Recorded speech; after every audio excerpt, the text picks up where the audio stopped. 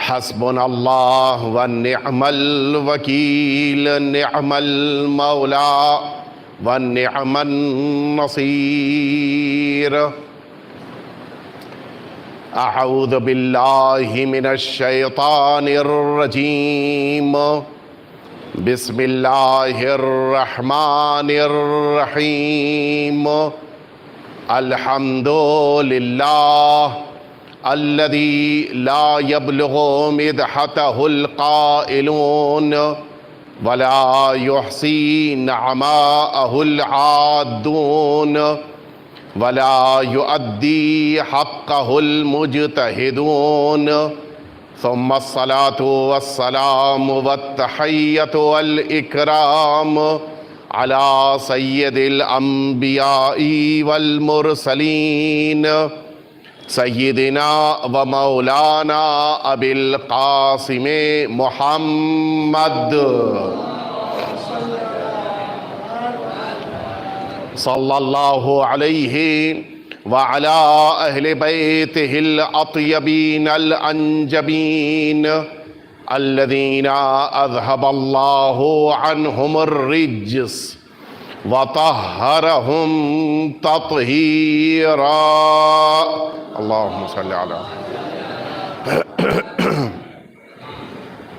لا same الامام المبین بقیت اللہ فی الارضین ارواحنا و ارواح العالمین لتراب مقدمہ الفداء عجل اللہ تعالی فرجہ الشریف واللعنة الدائمة الباقية على أعدائهم أجمعين أما بعد فقد قال الله الحكيم في كتابه المبين يا أيها الذين آمنوا كتب عليكم الصيام كما كتب على الذين من قبلكم لعلکم تتقون صلوات اللہم صلی علی اذان محترم، کل سے جس گفتگو کا آغاز ہوا اسی گفتگو کو آج مجھے آپ کے سامنے آگے بڑھانا ہے۔ کل میں نے آپ کی خدمت میں عرض کیا تھا کہ اللہ رب العزت نے اس مبارک مہینے میں ہم تمام انسانوں کو اپنا مہمان بنایا ہے، اور اس مہمانی کی بنا پہ اللہ رب العزت نے ہمیں 5 چیزیں عطا فرمائی ہیں، اور ان 5 چیزوں کا ہمیں خیال رکھنا اور ان 5 چیزوں کے ساتھ اپنی زندگی کو کامیابی کی طرف لے کر جانا یہ ہم سب کے لیے ضروری ہے۔ اب یہاں پر آپ کی خدمت میں ایک بہت بڑا سوال جو اکثر ذہنوں میں پیدا ہوتا ہے، اس سوال سے متعلق گفتگو پیش کرنی ہے اور بات کو مکمل کر دینا ہے۔ اللہ رب العزت کی مہمانی اور اللہ کی بارگاہ میں مہمان بن جانا، اس کے اپنے کچھ تقاضے ہیں، اور ان تقاضوں کی بنا پر ذہن میں ایک شبہ پیدا ہوتا ہے، اور اسی شبہے کو آپ کے سامنے پیش کرنا چاہ رہا ہوں۔ انسان پھر یہ سوچتا ہے کہ جب اللہ کا مہمان ہے تو پھر اب اسے کسی دوسرے کے سامنے کام کرنے، کسی دوسرے کے پاس جا کر محنت کرنے، صبح سے لے کے شام تک پسینہ بہانے، مشقت کرنے، زحمت کرنے، ان ساری چیزوں کی پھر اسے ضرورت نہیں ہے۔ اللہ پر بھروسہ رکھے، ذات پروردگار تو سمندروں کی تہوں میں موجود مخلوقات تک رزق پہنچا دیتی ہے، تو جب اللہ رب العزت ان چھوٹے مخلوقات کو نہیں بھلاتا تو پھر ہم انسانوں کو کیسے بھلا دے گا؟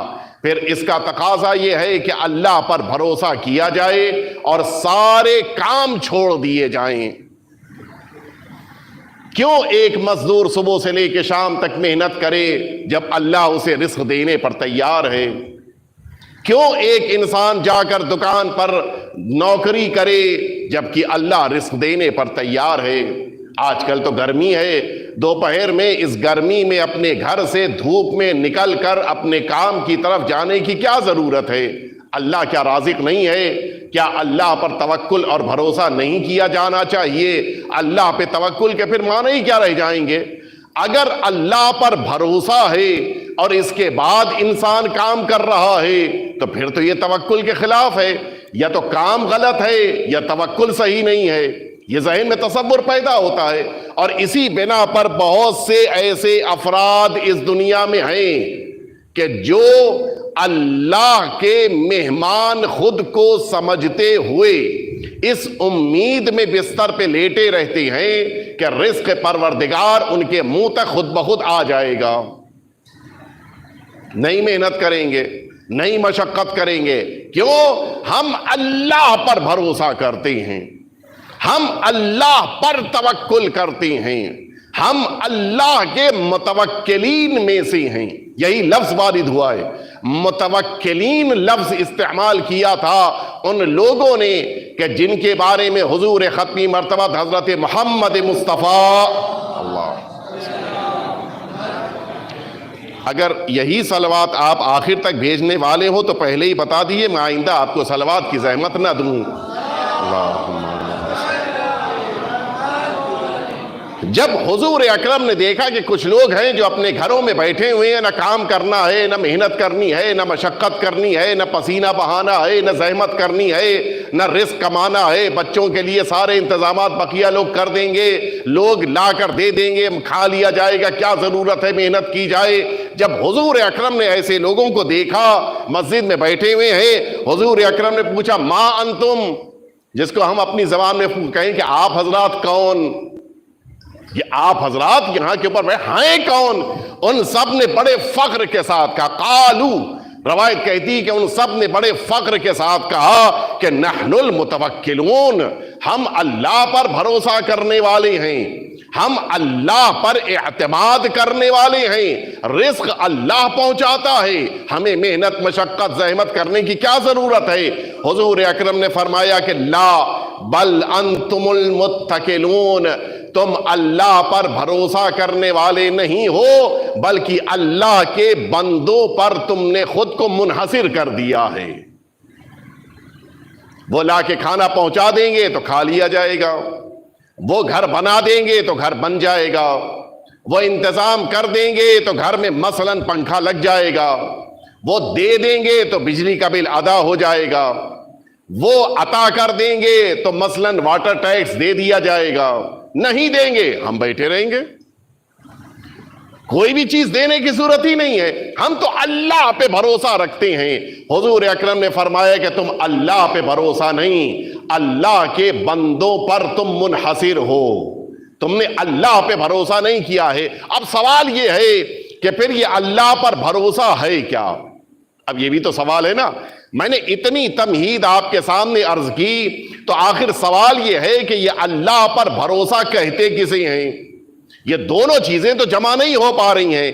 اگر رازق اللہ ہے تو پھر ہمیں کام کرنے کی کیا ضرورت ہے؟ ہمارے سامنے نوجوان بھی موجود ہیں، بزرگان بھی موجود ہیں۔ نوجوان اپنی آج کی زندگی دیکھ لیں اور ہم لوگ اپنی گزشتہ زندگی کو دیکھ لیں۔ جس زمانے میں ہم لوگ کی پڑھائی کا زمانہ تھا، ہم میں سے کون کام کرتا تھا؟ کوئی کام نہیں کرتا تھا۔ کیوں؟ اس لیے کہ گھر کے ذمہ دار ہمارے ڈیڈی موجود تھے، گھر کے ذمہ دار ہمارے پاپا موجود تھے، اب وہ لا کر دے رہے تھے، ہم آرام سے کھا رہے تھے۔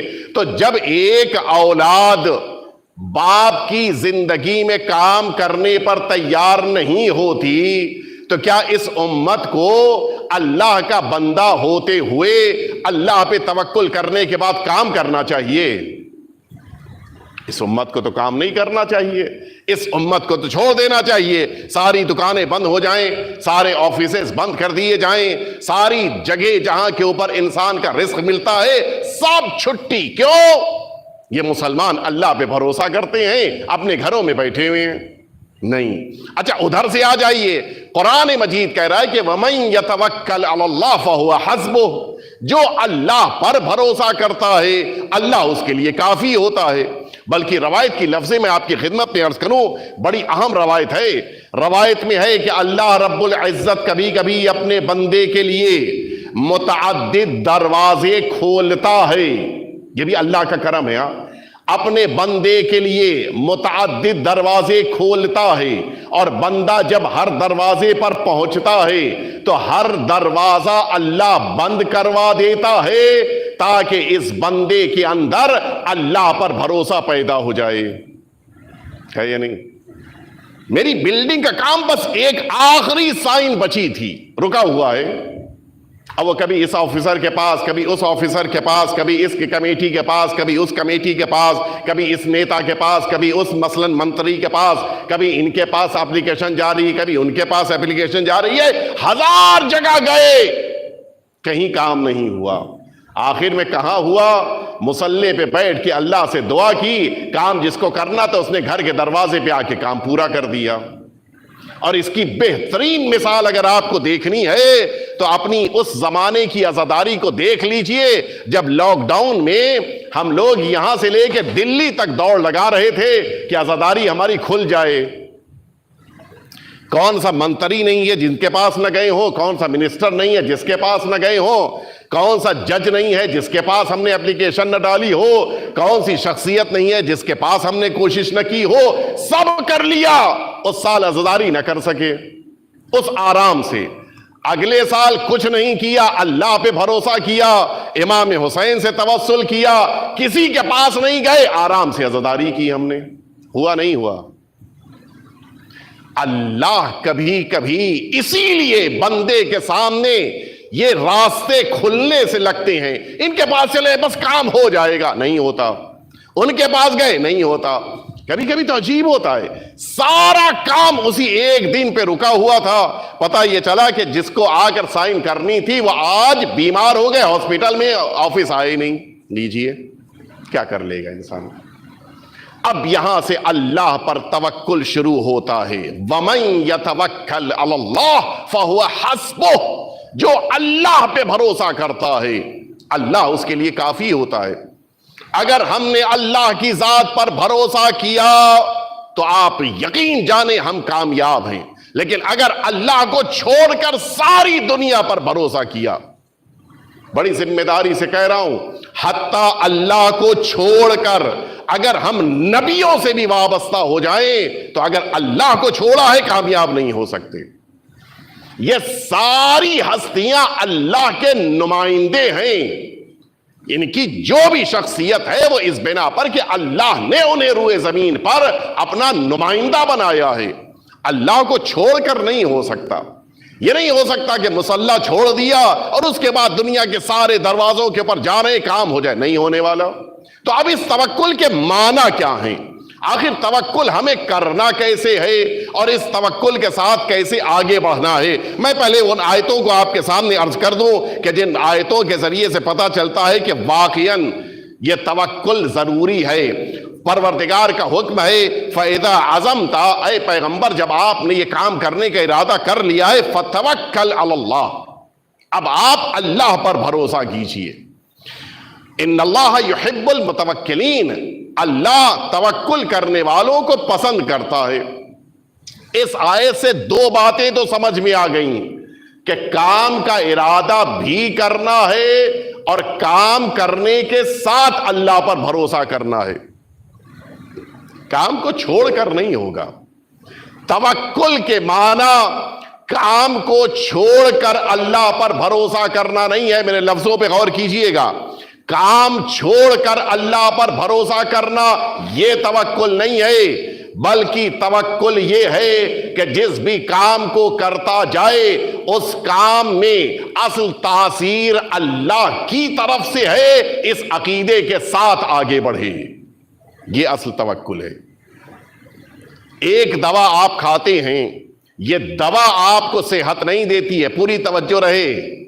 یہ دوا جو آپ کھاتے ہیں یہ آپ کو صحت نہیں دیتی ہے، ورنہ بہت سارے اوقات دوا بدل دی جاتی ہے پھر بھی صحت نہیں ملتی ہے. بہت سارے اوقات ڈاکٹر بدل دیا جاتا ہے پھر بھی صحت نہیں ملتی ہے. اصل صحت ہے کہاں؟ سنیں گے آپ. جناب موسیٰ آنکھ اپنے پروردگار کی بارگاہ میں اسی کوہ طور کی بلندی پر پہنچے. آواز قدرت آئی کہ موسیٰ آج ہی عجیب پریشانی کے عالم میں کیوں ہیں؟ گھبرائے ہوئے کیوں ہیں؟ پریشان کیوں ہیں؟ کہ کیا بتاؤں پروردگار، تو بہتر جانتا ہے، دانت کے درد نے مجھے اتنا اذیت میں رکھا ہے کہ آج میں بڑی مشکل سے تجھ سے ملاقات کرنے طور کی بلندی پہ آیا ہوں۔ موسیٰ بس اتنی سی بات۔ اچھا ظاہر ہے کہ جس بندے پر مشکل آن پڑے اس کے لیے تو مشکل سب سے بڑی ہوتی ہے، اگرچہ وہ ہو چھوٹی سی۔ یہ دانت کا درد کبھی کبھی اتنا شدید ہو جاتا ہے کہ انسان تڑپنے لگتا ہے۔ خدا را یہ میرے لیے تو بہت چھوٹی بات نہیں، بہت بڑی بات ہے کہ موسیٰ علاج بغل میں تھا، وہاں سے گزر کے اوپر آ گئے ہو۔ کیا مطلب؟ کہ وہ جو پہاڑ پہ جب تم چڑھ رہے تھے، اسی پہاڑ کے دامن میں، جہاں سے پہاڑ شروع ہوا تھا وہیں دامن میں ایک چھوٹا سا پودا، چھوٹا سا پیڑ تھا، اس کی پتیاں انہیں کھا لیا جائے تو انسان کے دانتوں کا درد ٹھیک ہو جاتا ہے۔ اچھا ٹھیک ہے، ابھی واپس جاؤ، پتیاں کھاؤ، صحت مل جائے گی، دانت کا درد ٹھیک ہو جائے گا۔ جناب موسیٰ نیچے اترے، ان پتیوں کو چبایا، آنن فانن میں درد غائب ہو گیا۔ نہ جانے کون سا وہ پین کلر تھا، درد غائب۔ اچھا اب تو پتہ چل گیا نا کہ دوا کہاں ہے، پتہ چل گیا نا کہ دوا کہاں مل سکتی ہے، گویا اس زمانے کا میڈیکل اسٹور پتہ چل گیا۔ جناب موسیٰ مطمئن، 2-4 دن، 8 دن، ہفتہ 10 دن گزرے تھے کہ اچانک پھر وہی درد اٹھا۔ اور اب تو ظاہر ہے کہ اب تو دوا پتہ ہے، میڈیکل اسٹور بھی پتہ ہے، کیسے استعمال کرنا یہ بھی پتہ ہے۔ سیدھے وہیں پر گئے، اس پودے سے پتیاں توڑی، ان پتیوں کو اسی طرح سے جس طرح سے اس دن چبایا تھا آج پھر چبایا، 2 پتیاں چبائیں، درد نہیں دور ہوا۔ اچھا یہ سمجھے لگتا ہے کہ درد ذرا بڑے قسم کا ہے، 2 کے بجائے اب کی 4-8 پتیاں چبا لی، پھر بھی درد ٹھیک نہیں ہوا۔ انہوں نے سوچا کہ ذرا اور پتیاں چبا لی جائیں، پورے درخت کی ساری پتیاں چبا لی، میڈیکل اسٹور خالی ہو گیا، لیکن درد اپنی جگہ پہ تھما ہوا ہے، ٹھہرا ہے، جا ہی نہیں رہا ہے۔ اب تو پھر اوپر چڑھے آئے، پروردگار تو نے بتایا تھا کہ ان پتیوں میں دوا ہے، شفا ہے، ان پتیوں کو اس دن کھایا تو شفا مل گئی تھی، آج پھر وہی درد اسی جگہ کے اوپر آ کر انہی پتیوں کو دوبارہ کھایا، لیکن درد ایسا جم کے بیٹھ گیا ہے کہ جانے کا نام ہی نہیں لے رہا ہے۔ آواز قدرت آئی کہ موسیٰ اس دن بھی پتیاں کھائیں تھیں، آج بھی پتیاں کھائی ہیں، لیکن دونوں میں فرق ہے۔ فرق یہ ہے، اس دن جب دوا کے طور پر تم نے پتی کھائی تھی تو علاج سمجھ کے پتی تو کھائی تھی، لیکن بھروسہ مجھ پر تھا۔ آج تم نے ان دواؤں کو استعمال کیا ہے یہ بھروسہ رکھتے ہوئے کہ شفا اس دوا کے اندر ہے۔ کہ دوا تمہیں شفا نہیں دیتی ہے، اللہ پر بھروسہ تمہیں شفا عطا کرتا ہے۔ توجہ فرمائی، اصل ہی ہے۔ اسی لیے انسان کو بیماری کے زمانے میں، آپ جانتے ہیں ہمارے وہاں مستحبات میں سے ہے، جب انسان دوا کھانے لگے تو کیا کہنا چاہیے؟ کوئی بتائے گا؟ جب دوا کو انسان کھانے لگے تو کیا کہنا چاہیے؟ اے دوا تجھ سے مجھے شفا ملے گی، یہ کہنا چاہیے۔ حتیٰ وہاں پہ بسم اللہ لفظ بھی نہیں ہے۔ ہاں بسم اللہ تو کہہ لے، ٹھیک ہے، لیکن جو ثواب ہے کیا لفظ ہے؟ یا شافی۔ یہ لفظ کہنے کی تاکید اسی لیے ہے تاکہ جب دوا کھانے لگو تو تم یہ احساس اپنے اندر رکھو کہ دوا کھا تو رہا ہوں، شفا اللہ دینے والا ہے۔ ایک دفعہ مل جل کے صلوات بھیج دیں آپ۔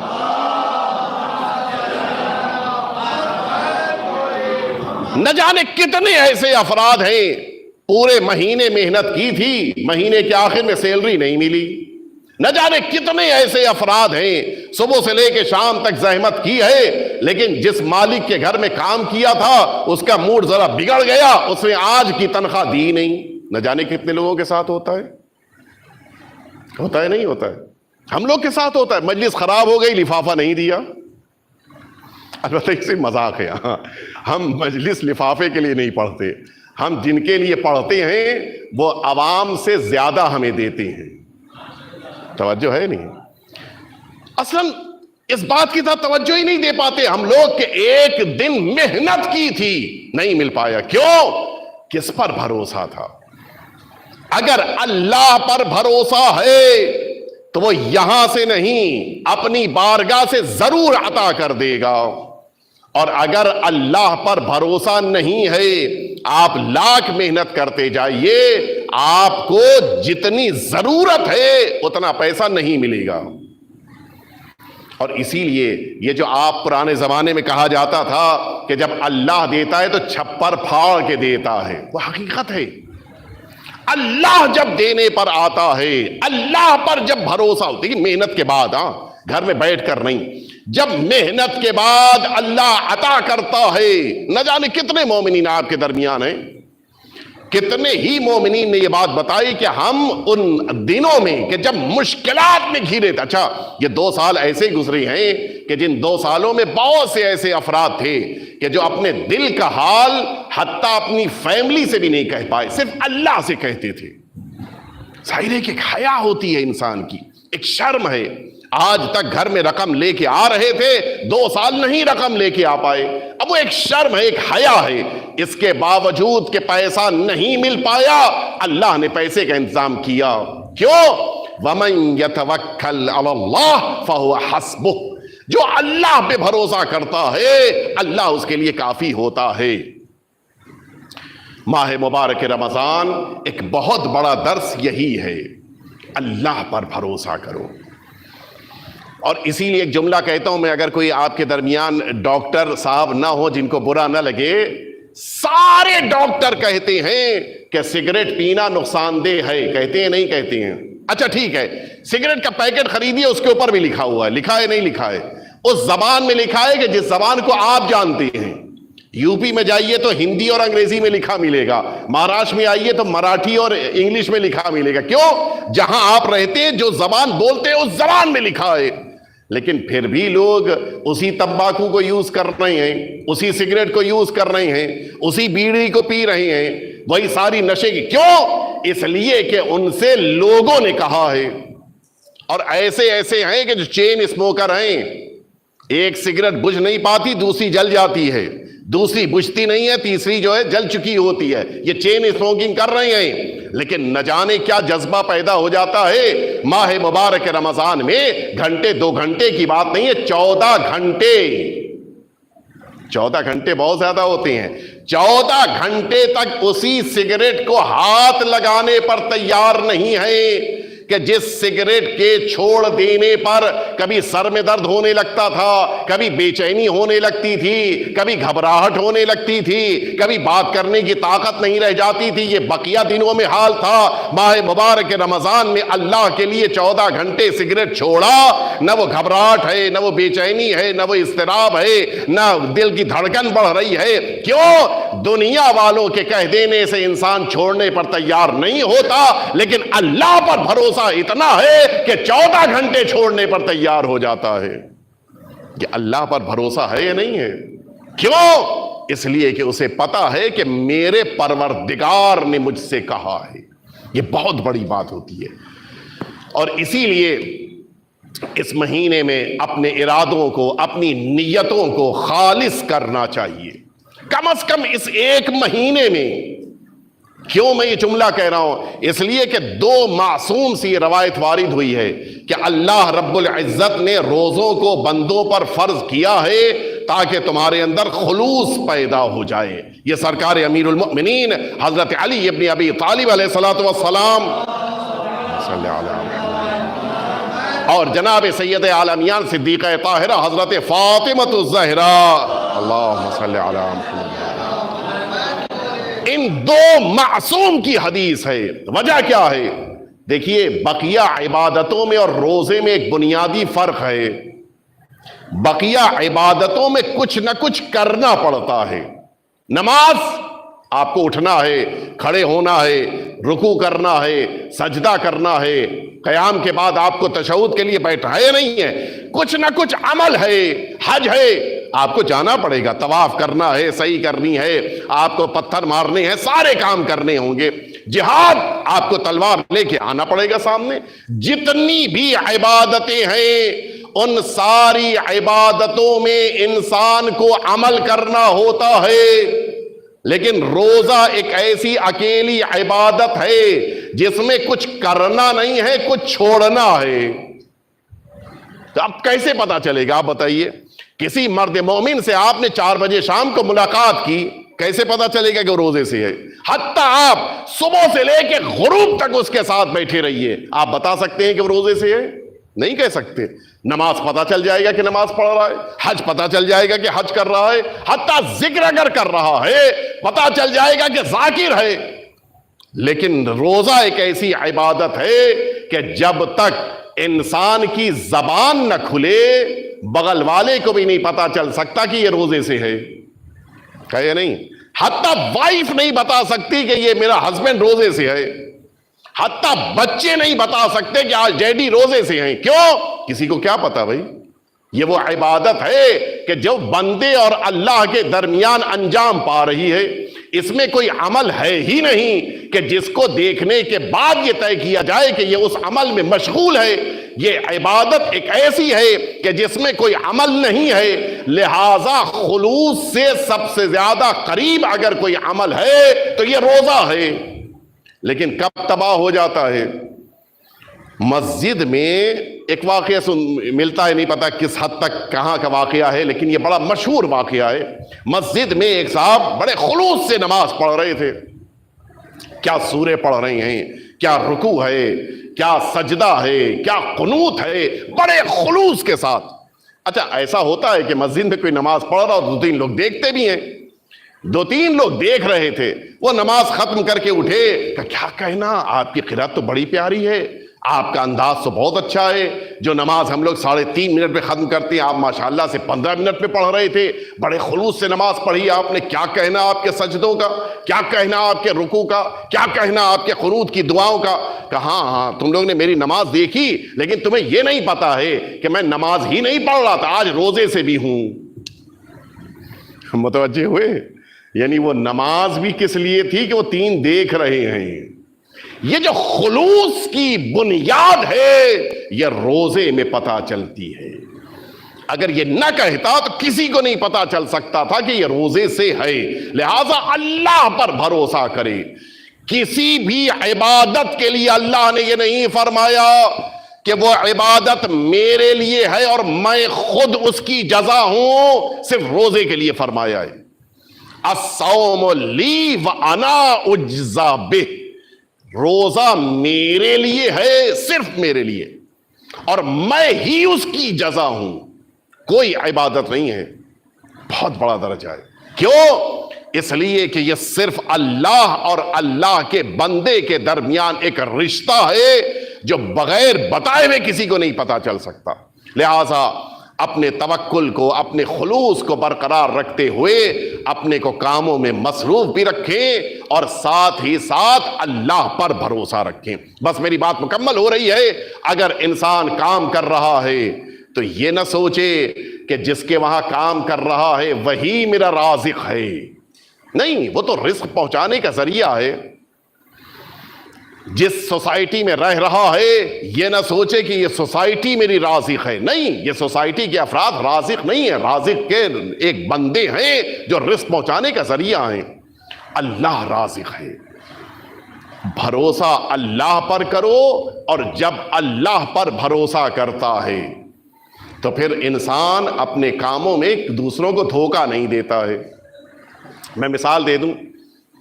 اپنے گھر میں آپ ایک مزدور کو لے کے آئیے کہ یہ دیوار ہے, مثلا اس دیوار کے اوپر پلاسٹر کر دو. آپ بیٹھے ہوئے ہیں, بڑے اچھے سے پلاسٹر کر رہا ہے. آپ اٹھ کے بغل کے کمرے میں گئے, وہ بھی بیٹھ گیا. پھر آپ واپس پلٹ کے آئے, پھر اس کا ہاتھ چلنے لگ گیا. پھر آپ باہر کے کمرے میں گئے, پھر اس کا ہاتھ رک گیا. کیوں؟ اس لیے کہ وہ آپ کے لیے کام کر رہا ہے. ہے نہیں توجہ؟ لیکن اگر وہ اللہ کے لیے کام کر رہا ہوتا تو پھر اب یہ تصور نہیں ہے کہ مالک بیٹھا ہے یا نہیں بیٹھا ہے, پیسہ دینے والا دیکھ رہا ہے یا نہیں دیکھ. کیوں؟ اس کے لیے جس کے لیے کام کر رہا ہے وہ ذات تو ہر موقع پر دیکھ رہی ہے. نہیں پتا آپ نے قاسم کا نام سنا ہے نہیں سنا؟ میں پورا واقعہ نہیں عرض کروں گا اس لیے کہ اب میرے پاس وقت نہیں بچا ہے. قاسم بادشاہ کا بیٹا ہے. قاسم ہارون رشید کا لڑکا ہے, مأمون کا بھائی ہے. اس کے باوجود اس نے محل کو چھوڑا اور صرف اس لیے کہ یہ حق اہل بیت اطہار کا ہے، جب جا کے بصرے میں کام کرنا شروع کیا تو اتنی محنت سے کام کرتا تھا۔ معمولاً ہمارے وہاں انسان جب کسی اچھے گھر میں تربیت پائے، گھر میں پرورش پائے تو آرام طلب مزاج ہو جاتا ہے۔ اس کے باوجود کیا عالم تھا؟ اسی بصرے میں جب یہ قاسم کام کر رہے تھے، جتنا بقیہ مزدور 2 دن میں کام کرتے تھے، قاسم اکیلے 1 دن میں کام کرتے تھے۔ کیوں؟ اس لیے کہ دنیا کو دکھانے کے لیے کام نہیں کرنا ہے، اللہ کے لیے کام کرنا ہے، اور جب اللہ کے لیے کام کرنا ہے تو ایمانداری سے کام کرنا ہے۔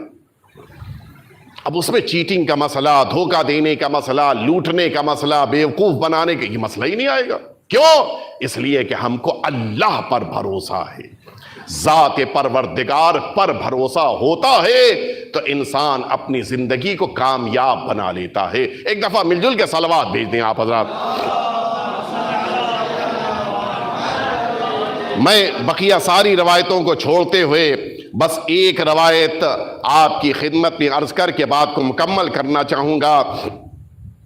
فرمایا، نہیں پتا آپ نے تاریخ کربلا دیکھا ہے یا نہیں دیکھا ہے، اگر آپ مقتل اٹھا کر دیکھیں، میدان کربلا میں آقا نے ایک جملہ فرمایا تھا، سرکار سید الشہداء کا ایک بڑا عظیم جملہ ہے، اور یہ ہم سب کی زندگی کے لیے بڑا اہم ہے، بہت قیمتی جملہ ہے۔ جملہ تھا، حَوِّنْ عَلَيَّ مَا نَزَلَ بِي أَنَّهُ بِعَيْنِ اللَّهِ۔ جملے کا ترجمہ کیا ہے اور کب فرمایا تھا؟ دیکھیے، سرکار سید الشہداء نے میدان کربلا کی جنگ اور میدان کربلا کا یہ معرکہ اپنی امامت کی قوت اور طاقت، اس کے ذریعے سے یہ میدان کربلا کی جنگ نہیں لڑی ہے۔ اگر امامت کی طاقت دکھانی ہوتی تو ممکن ہی نہیں تھا کہ سامنے کوئی ٹک جاتا، ممکن ہی نہیں تھا۔ امامت کو جو اللہ نے اختیارات دیے ہیں وہ بے پناہ وسیع ہیں، بلکہ ایک انسان کتنا اس روئے زمین پر رہتے ہوئے صبر کا مظاہرہ کر سکتا ہے، یہ اگر دیکھنا ہے تو پھر کربلا میں امام حسین کو دیکھیے۔ ظاہری طور پہ اگر آپ دیکھیں تو کوئی انسان اتنی مصیبتیں نہیں برداشت کر سکتا۔ ایک گھر میں انتقال کر جائے، اس کے گھر کے وارثوں کا عالم دیکھیے کیا ہوتا ہے۔ 2، 5، 10 اگر انتقال کرنے والوں کی تعداد بڑھتی جائے تو خود بخود گھر کے افراد بے قابو ہوتے جائیں گے۔ لیکن میدان کربلا کی انفرادیت یہی ہے، جنازوں پر جنازے بڑھتے جا رہے تھے، شہداء کی تعداد بڑھتی جا رہی تھی، لیکن امام حسین کے اطمینان میں کمی واقع نہیں ہوئی ہے۔ اور پھر آقا امام حسین تو امامت کے درجے پر فائز ہیں۔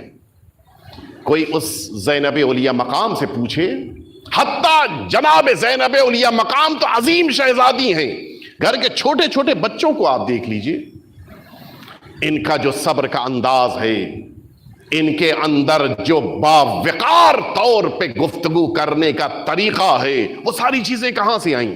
وہ وہی ایک جملہ جو آقا امام حسین نے فرمایا تھا۔ کب فرمایا تھا؟ جب جناب عباس کے بازو اٹھائیں تب نہیں فرمایا تھا، جب جناب قاسم کے جسم کے ٹکڑے اٹھائیں تب نہیں فرمایا ہے، جناب علی اکبر کے سینے سے برچھی نکالیے تب نہیں فرمایا ہے، بلکہ اس موقع پر فرمایا جب 6 ماہ کے جنازے کو لے کر حسین پلٹ رہے تھے۔ بہت بڑی مصیبت تھی۔ آپ نے 6 ماہ کے بچے کو دیکھا ہوگا، ننھی سی چاند، مختصر سی چاند، اور اس پر اتنا بڑا ظلم ہو جائے۔ ایک نوک نہیں تھی اس تیر میں، بلکہ سے شعبہ تیر تھا۔ امام حسین کے سامنے، نگاہوں کے سامنے جناب علی اصغر نے اپنی جان دی ہے، اور پھر بھی امام جملہ فرماتے حَوِّنْ عَلَيَّ أَنَّ هَذَا فِي عَيْنَاكَ، اے میرے پروردگار، حسین صرف اس لیے صبر کر رہا ہے کہ یہ جتنی مصیبتیں ہیں وہ سب میرے پروردگار تیری نگاہوں کے سامنے حسین پر ٹوٹ کے گر رہی ہیں، لہٰذا حسین صبر کر رہا ہے۔ اس کے معنی ہے جب انسان مشکلات میں گر جائے، مصیبتوں کا ہجوم ہو، لیکن اللہ پر اگر بھروسہ پیدا ہو جائے، انسان کے لیے مشکلات آسان ہو جاتی ہیں، سختیاں اسی انسان کے لیے کم ہو جایا کرتی ہیں۔ لیکن ہاں، امام حسین کی مصیبتوں کا عالم یہ ہے، امام حسین اس ننھے سے بچے کو لے کے خیمے کی طرف بڑھ رہے ہیں، کبھی آگے جاتے ہیں، کبھی پیچھے آتے ہیں۔ انا للہ و انا الیہ راجعون، رضم بقضائہ و تسلیما لامرہ۔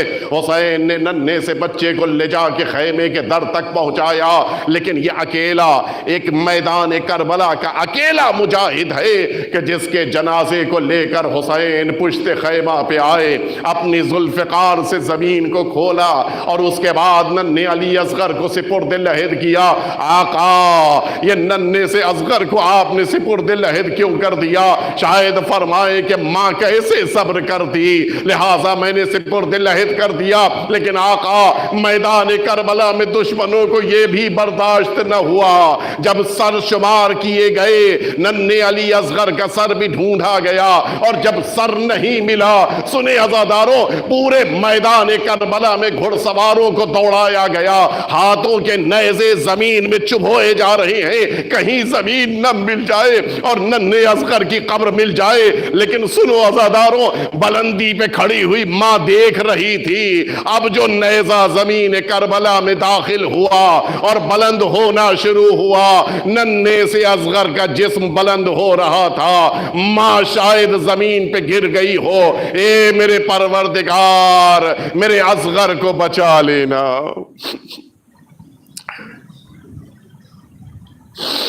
الا لعنت اللہ علی القوم الظالمین وسیعلم الذین ظلموا ای منقلب ینقلبون۔